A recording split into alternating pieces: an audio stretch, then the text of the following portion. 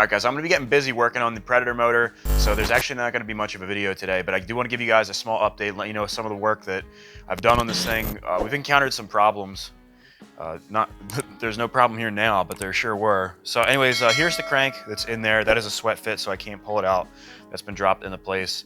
What I found out is that this old crank is actually quite a bit different than the crank that's going in here. So I believe this is an 03 to 05 crank, and 03 to 05 or 03 to 06, I'm not 100% sure, and then this is an 07. So I feel I wasn't originally going to do a full build video on the Predator because I want to get it done so that we can do our Quad Wars series. I want to try to get videos coming out to you guys, especially like the action videos of actually seeing what these things can do. So I don't want to be spending all these time on the build videos, but I feel like it's my duty to show you guys the intricate details and stuff of this motor, specifically because it's just a weird engine. It's definitely like an anomaly. Like the engineering of it seems pretty good. It's not like, I don't think it's a bad motor or anything, but the differences from year to year that I'm discovering, and I don't even know all of them, are making it really difficult to, one, order parts, just even if they were available, and two, a lot of this stuff isn't even available.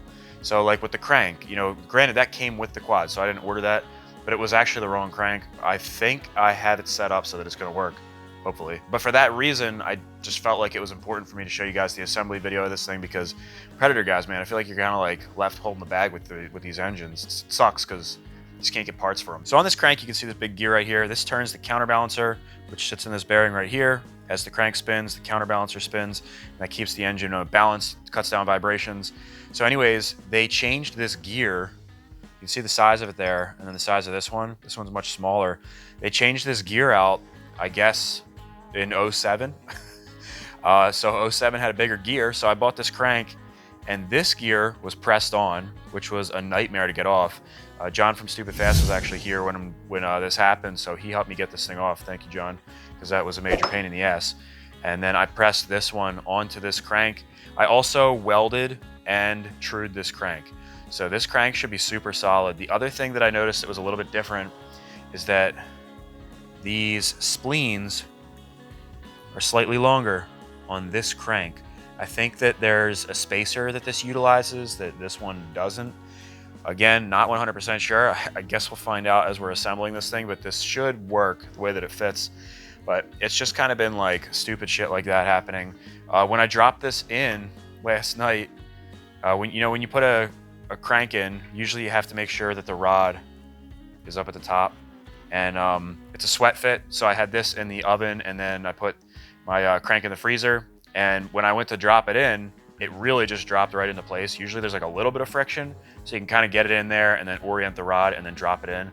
But when I put it in, the whole damn thing just went in, and the rod was in this area right here. Oh, look at that. It went right in. No work at all. No work at all. You've got to be kidding me. Oh my God, are you serious? What the hell? No work at all. So I had to re-press out the crank, and then the bearing came out with the crank, so I had to take care of all that stuff and then re-press it back in. Just a pain in the ass. But stupid stuff like that's been happening. The flywheel is done. John from Stupid Fast did this also. He was in charge of the flywheels. You can see the little line around here. He scribed with his lathe so that he could drill all these holes. We shaved about 0.2 pounds. He also shaved back here. So a little bit of weight taken off of the flywheel. That should get us a little bit higher RPMs. The parts are over here. I'm still waiting for the cylinder. I'm hoping that comes today, and I'm still waiting for my valve seat washers, so I can't build the head yet. So that's why I'm starting on the bottom end. Hopefully by the time that's done, the mail will come today and I'll have my parts. Now the crank bearings, unfortunately, the second set that I found that might fit these things, they're on back order for 2 freaking weeks. And I know a lot of people would be like, dude, it's definitely worth waiting 2 weeks for crank bearings. But you guys got to remember, I do this for a living, and getting content out to you guys in a timely fashion, that's money for me. So I have to keep that in consideration. And realistically, 4-stroke bearings, they're not like 2-stroke bearings where, they're not as lubricated as a 4-stroke. 4-strokes have a dedicated lubrication system, and it's less likely that they're going to fail. And the other thing is, First off, these bearings are good. They do not feel like they need to be replaced. In case anybody wasn't aware of that, they are good bearings. It's just always, if I always have the choice, I'm always going to replace these bearings. But this is why I've chosen to move forth with these bearings. But they're also freaking huge. So the inner diameter is 35 millimeters and the outer diameter is 90, which is crazy big for a bearing. So these are like super heavy duty bearings. I just doubt that these are going to be bad, and you know, I think we're going to be okay. So I'm going to wrap this up, edit this video really quick, and post this up just so you guys have a small update. And I'm going to get to cranking on building that crankcase, finishing up the motor. I'm hoping to finish it up before Memorial Day weekend. If I don't see you guys by then, have a great Memorial Day weekend. Don't die, don't do anything too stupid, but definitely have some fun. But yeah, I'm trying to get that done ASAP so that next week, John and I can film the Quad Wars series. We want to get that video out to you guys. And then the following week after that, we're going to be going out to Indiana for the Warrior meetup at Badlands. That's the 9th to the 13th. I'll probably be there midweek around that time if you guys want to come out and chill. And I guess I'll show you guys the bike too, since this is kind of like a short update video. Some people were interested in the bike. I've done quite a bit of stuff to it. I've just kind of been like tinkering with this on the side whenever, you know, I can get a little bit of time. So I changed out the grips. Got these nice grips up here. This is the one that I'm going to be selling like right away. This is some new mirrors. I had these like weird flame mirrors on it that kind of look cheesy. I think those look a lot better. Painted the headlight cover up here. This was like kind of like a, it was just bare metal, but it looked like hell. It was all effed up. So I painted that gloss black. I think that looks clean. These had a bunch of flaking off spray paint and stuff on them. So I pulled those off and stripped them and then hit them with the wire wheel, a real fine wire wheel, and it gave them like a brushed look. John actually did that when he was here, so thanks, John. Appreciate it. But it definitely looks way cleaner, just with like the controls cleaned up and just stuff like that. Like when you're sitting on a bike and you know that's what you see. These things were all like cracked and they looked like junk. They really did. So that cleaned it up a lot. On this side, I got a new battery for it. You can see the battery in there. Painted this gloss black, painted the battery box gloss black. That was all chrome. I'm trying to kind of go more with the gloss black look than the chrome. I think that looks pretty clean.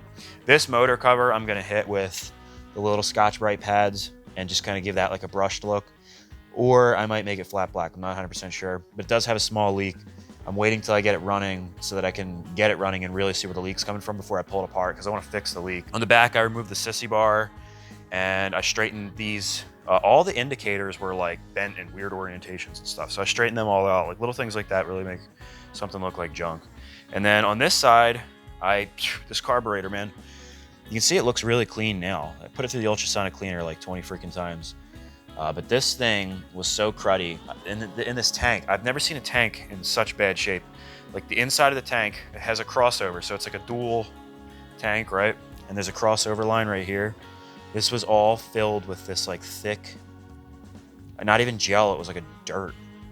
I've never seen gas so old my whole life. I've seriously never seen anything like it. Anyways, I had to take like a pokers, stab that like a million times, get all the debris flowing, and then flush the tank.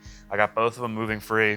The petcock was totally jammed. I mean, like, dude, totally jammed. It took a while to clean this thing out. I was amazed that I could actually clean it out. I thought I was gonna have to get a new petcock. That actually works now and it flows. But I mean, just because of that, the carburetor was kind of junked and super dirty. But you know, I got it pretty clean and I did get it started, but it just doesn't want to stay running. I fiddle with this thing for so much. I spent so much time fiddling with this thing that it's not even worth it. So I got another carburetor for it. It's actually sitting in the box right there. I'm gonna throw the carburetor on there and I bet you the thing will fire up and run perfectly fine. I also painted the front fender.